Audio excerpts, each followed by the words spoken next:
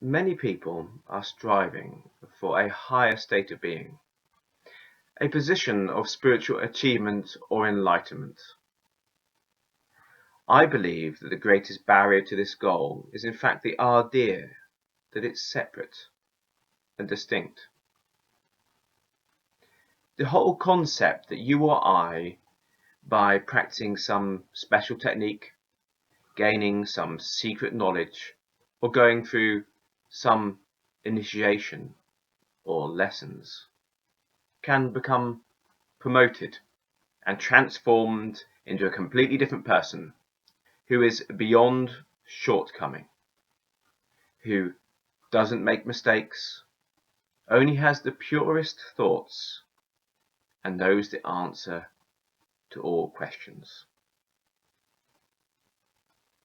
To me, by creating this unachievable image and placing it firmly and safely in the future, we find a way of holding back on using our full potential in the present.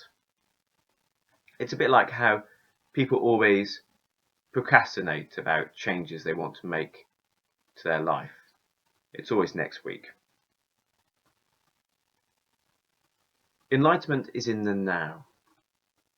And if you undertake an action with good intentions, that would mean you are looking for the best outcome for everyone and everything, and pure awareness, then in that moment you were enlightened.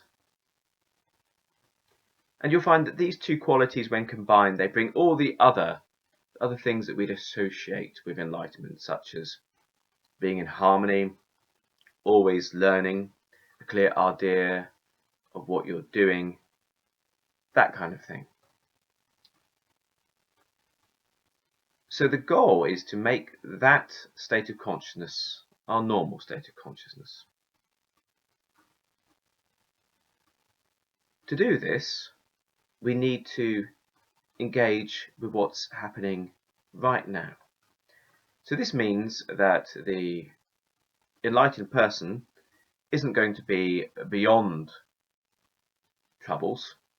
He's going to be someone who deals with troubles and brings the best possible results from them.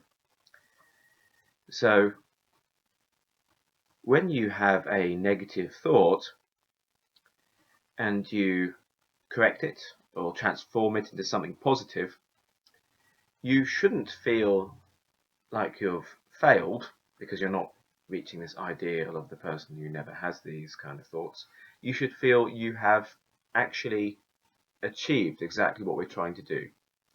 To me, that very transformation of something which is negative to something which has positive intentions and outcomes embodies the enlightened person. There are techniques that can help you with this goal. So meditation is a wonderful one because you actually practice the very state of mind that we're talking about. So you're practicing being enlightened. You've practiced that state of higher consciousness, and that makes it easier to bring this mind state into your normal everyday life. There are other techniques that remind you during the day. They wake you up and remind you to do what you're meant to be doing. So some traditions use prayers at regular intervals, some use affirmations. For me, I like inspiring statements, so here's a few that you might like as well. I really use the Zen saying that says, I will respectfully advise those who wish to be enlightened, do not waste a moment of your life. Now, many people hear this and they hear work really, really hard, but it doesn't mean that. It means whatever you're doing, fully engage. So if you're having fun, really have fun. If you want to go to sleep, really go to sleep. If you're working, really work. Don't waste things by not actually being awake and engaged. Another one, which I find very inspiring, is every moment is an opportunity to be enlightened, and that can be taken two ways. Many people interpret it to mean you can have an insight in any moment that can lead to improvement, and I think that's true. But for me, it means every moment is an opportunity to be enlightened, as in to embody enlightenment in that action. One other one, very simple, which is good if you are wanting to apply this to all areas of life, and you find that there are some areas where you're willing to accept second best and put that achievement into the future, is I always ask myself, if not now, when? And that helps me fully engage. So all those things I say I will do in the future, or how I'm going to do things perfectly in the future, I always ask myself that question, and then do exactly how I'd imagine it being perfect for me now. And here's a Western one, which I believe is actually adapted from a sentence in Hermetica, which it says, life is too short not to be exactly who you want to be. And so make sure each action embodies who you really want to be in this life. And finally, my personal motto, which is make every word and action reflect your inner nature. I think that's a very good correction that helps us keep aware and with good intention.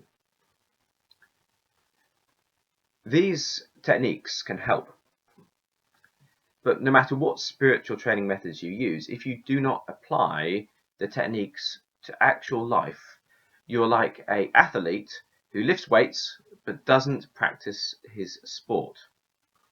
And in spiritual tradition, this is epidemic. So people keep looking for new technique, new technique, new technique, never realizing that these techniques are the training to be able to embody the skills and insights and abilities they give you in life. So don't put this off. It won't suddenly happen. Embody the very state you wish to be in every single action. By doing this, you'll find you balance yourself, because you practice things you find hard, and you'll also find it's like a sun lamp on your soul. All the skills are transferable, so when you get good at one thing, it improves skills in other areas. And to me, this is the true way of enlightenment.